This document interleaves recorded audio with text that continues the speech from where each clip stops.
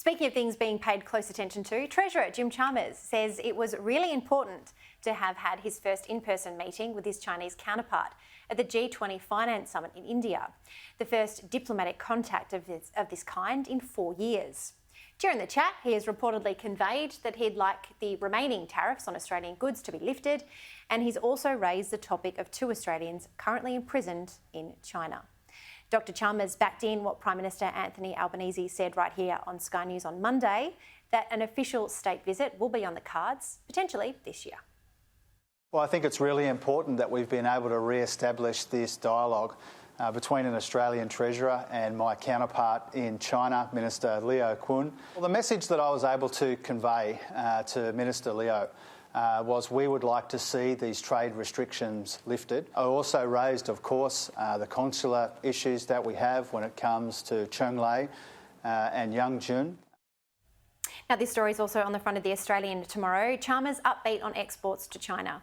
Jim Chalmers has flagged a potential easing by Beijing of restrictions on Australian exports following that face-to-face meeting with the Chinese finance minister in India.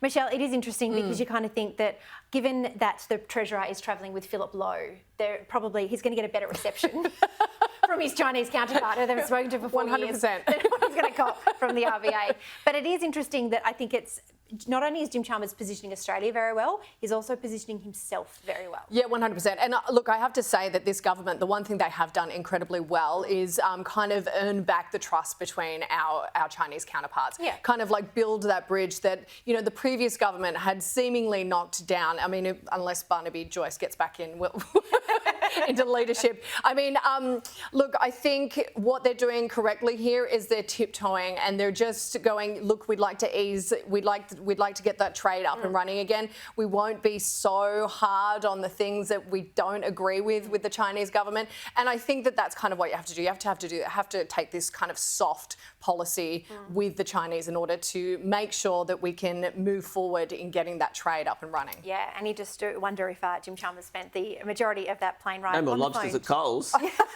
I know. Remember how cheap lobsters were? Yeah. I mean, over Christmas, I think I paid like $30. We were having lobster for breakfast.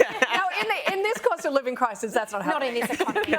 No. I would imagine that Dr Chalmers was on the phone to Paul Keating that entire trip just to get some tips on that chat, I would imagine. Look,